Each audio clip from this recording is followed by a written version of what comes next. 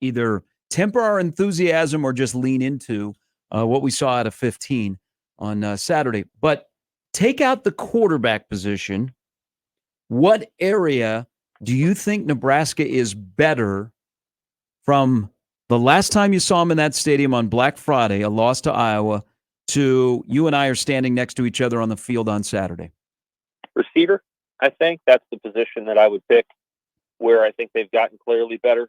And that's just not only the maturity of the players that were already in the program, but the addition of Jamal Banks and Isaiah Nayor, interesting players, size, a little bit different than a Billy Kemp, for example. And I think those additions, plus the development of Jalen Lloyd, the addition of Ja'Cory Barney, a few other players. Too bad that Demetrius Bell got hurt because, obviously you can tell he can do some things with the football. But I think that position looks better to me above all the other positions on the team.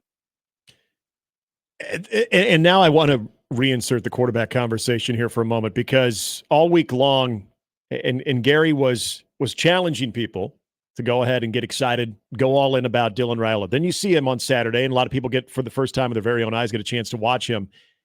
Based on what you saw, what wasn't out there, what he was up against, and what the overall plan was, what do you take away from your moments of seeing Dylan Raiola and that spring game that you can still say, yeah, see that part, that's okay to get all in on, despite what type of competition you're going up against? Well, there were 3 times, I think, during the spring game where, he's making a throw and I just kind of say to myself under my breath, that's a good throw. Mm-hmm. And you like seeing that. I think, there's things that he does that look pretty effortless. Arm strength gets you some things. I think he's able to make a surprise throw, makes it maybe slightly harder to read for a defense to read him, because I think he can kind of do some things with his arm that isn't necessarily going to have a defense thinking. The one throw to Alex Bullock, I think Dylan probably wanted to throw that ball before a defender started to kind of turn his head and look toward the crosser underneath. But I thought Raiola did a nice job of getting that ball in there so quick that there's just not a lot that the underneath defender could do. Sort of the guy that was in zone coverage there. And so, I think there's some things that he can do that are really good. Thought he got the ball out. The short throws were pretty accurate. They weren't rushed. I think he's probably worked a lot on that kind of stuff. And so he just brings a high skill set. And by skill set, I don't mean athleticism, although I could mean that. I mean, he just knows how to throw a ball. He is skilled with. I'm guessing that if you told him, hey man, go out and throw a volleyball, a rugby ball, a basketball, he could do all those things. Mm-hmm. He just has hand-eye coordination. And so when you have those things and then you put a strong arm into that component, good things happen. He has that skill set. I think Heinrich Harburg is a great athlete. He's probably a better athlete than Raiola in terms of the ability to run and jump and all the things that you would describe and sprint. But Raiola has tools that make him specifically good to be a quarterback. Same kind of tools that make you a good golfer. I'm guessing Dylan Raiola is probably going to be a good golfer one day because he has natural hand-eye coordination. What do you do at defensive back? So Bly Hill had a good spring, worked his way into possibly starting an opening day, and now he's down. We don't know the full extent. But as you look throughout the defensive backs, whether they be safeties or cornerbacks or nickels or whatever, and Isaac Gifford didn't play, and he could lead Nebraska in tackles again, and we don't know about the status of Singleton. What's your comfort level on Nebraska on the back end with all of these bodies, but maybe not a lot of guys that you could trust fully on April 30th? Yeah, I think it's iffy. I think that's probably an area where if they see the right corner go into the portal here in the next couple of days, or is already in the portal, maybe you kick tires on that. I think you do have a lot of safety players. So you have Buford and you have Singleton, provided he's healthy, and you have Gifford and you have Kobe Brett, who I think they think is a pretty good player. They have a few other guys back there as well. I think at corner, they probably don't have as many players that they feel great about. I think that's probably a work in progress. I know they feel good about Jeremiah Charles if he's healthy. Mm-hmm. Deandre Barnes was active on Saturday. If nothing else, I think he was active and he was around the ball. I think there's precision points that'll come into play when you're playing USC that you have to make sure that you're dialed into. Evan Cooper's got a lot of options back there. It's a question of picking the options and then having them ready to go, especially by game 2. Now, we can say whatever we want to say about the off-season mess that Colorado tends to create it for itself, but when they get in a game, they got a great quarterback, and he is as annoying he might be to people. Shedeur Sanders is going to play in the NFL and probably for a long time, and he's got good receivers. And so that doesn't change. Colorado can win almost every game it plays because it has those components. And Nebraska has to be able to defend those guys. You can. The culture stuff is what it is, but Nebraska has to defend Shedeur Sanders and his receivers, and they did that for like 83% of the plays in Boulder, and then the other 17% they didn't, and they got beat. So you got to be on point with your defensive backfield, and I think that'll be something that obviously everybody's locked into in the offseason. I think we were all looking at running backs. It was good to see Dante Dowdell have that run, but when you look at that position from the guys that were active and the guys that you assume would factor in between Emmett Johnson, Dante Dowdell, and even Quentin Ives, what was your spring takeaway from that position culminating with last Saturday?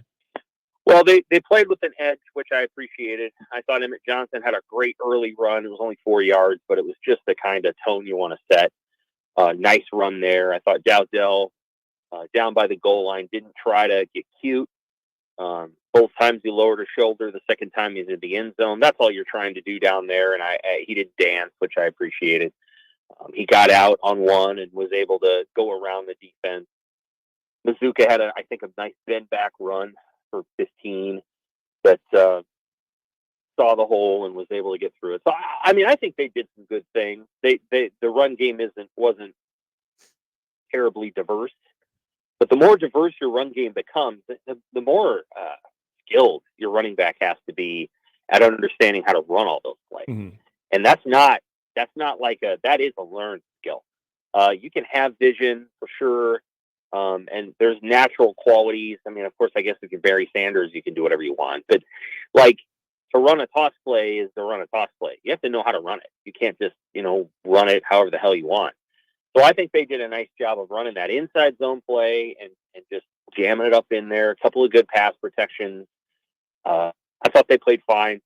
Obviously, they were kicking the tires on Dylan Edwards because there's still a question of explosive plays. Yeah. And when you want to throw the ball to the back, can he make two guys miss and turn a 7-yard play into a 60-yard play? And I don't know. Ramir Johnson might be the one guy who can do that, but he's been banged up. Yeah, we are on the same page about the running back room. Sam McKewon of the World-Herald joining us. So an area that was on display that we all went, oh boy. I know the return game wasn't set up like it's, you're going to see on a normal Saturday. But we got to see the returning place kicker, the returning punter. I don't know that they exuded a lot of confidence in the fan base. What's the offseason leading into UTEP look for from Ed Foley and his crew when it comes to the special teams? Yeah, that's tough because, a skill player is a skill player. And so, the challenge there, Ed's going to coach it up the best he can, and he'll prepare Tristan Alvano well. It becomes about what happens in the 3 seconds between lining up and then kicking the ball. And so I have seen kickers at Nebraska struggle from the right hash mark when they're right-footed because you can't just throw it out there. This makes no sense. But if you're on the left hash mark and you're a right-footed kicker, you can kind of throw it out there and kind of let it drift back in. You can kind of like a gentle draw. Mm-hmm. When you're on the right hash and those hashes are wide. Now it's harder to kick in the NFL than it is in college, but when those hashes are wide, you do have to pull the ball a little bit. And if you over pull it, then it looks pretty ugly.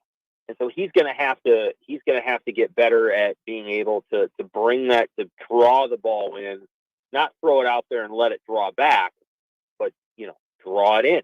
And that sometimes can be a little bit challenging. And I think that's something he'll have to work through. I suspect he is a better long ball kicker. So like when he gets way back, it's easier when it's 53 yards to be able to gently draw that ball because you have more time. When you're at the 32, it's a 32-yard kick. You got to be able to move that thing and just kick it through. And I think that's the area where he's working. The punting thing, Foley has told us, and I trust Foley because he's the expert, that he really likes what Buccini does when it's a pooch punt, when it's a down it inside the 20 punt. I think the work is continuing to be done on the deep punt. And the work that's being done on deep punt, and this is important, is directional. It is not kick the ball 60 yards long. Every punter in America can do that at this point. Like Brian, if you told Brian Buccini, just kick it 60 yards right in the middle of the field, he could do that. The problem is when you do that, you're setting your return coverage unit up to give up a 30-yard return because the returners are really good. And so now it's about kick the ball 46 yards and pin them between the numbers and the sideline. And that's the skill, the elite skill for a punter. That's it. That's the skill that's not easy to perfect. And so I think Buccini's working at that. Offensive line, Sam, I think a lot of eyes, especially with the guys that weren't in action, were a little bit more of the younger players. We've heard good things from whether Donovan Raiola or Matt Rule or even Marcus Satterfield has spoke about the offensive line and guys like Atula. Even saw some Tyler Canuck, saw a lot of him in that. When you've seen what you've seen over the spring with that second wave of offensive linemen, and you can even throw in some of the freshmen like Grant Bricks, how close do you think that gap is between what you have as your mainline starters to guys that you could eventually rotate in? Not far. I think the gap is relatively tight as it relates to the ability to play the position if you've played it a few games. So there's always going to be a gap between somebody who has never played a full game and someone who's played 32 on the offensive line. But what you're looking for is, okay, if Gunnar Katula had to play 8 games in a row, where would he be after those 8 games versus a player that had played 35 games? And I don't know that the gap would be that big. And that's a good thing. In this case, that's a good thing. I think they've got a lot of young guys in the program. There's a lot of depth. I think there's relatively good talent there. It's, it's not Alabama, but it's pretty good. Like it's top 6 or 7 talent in the Big Ten. You'll roll with that. Can they just continue to progress?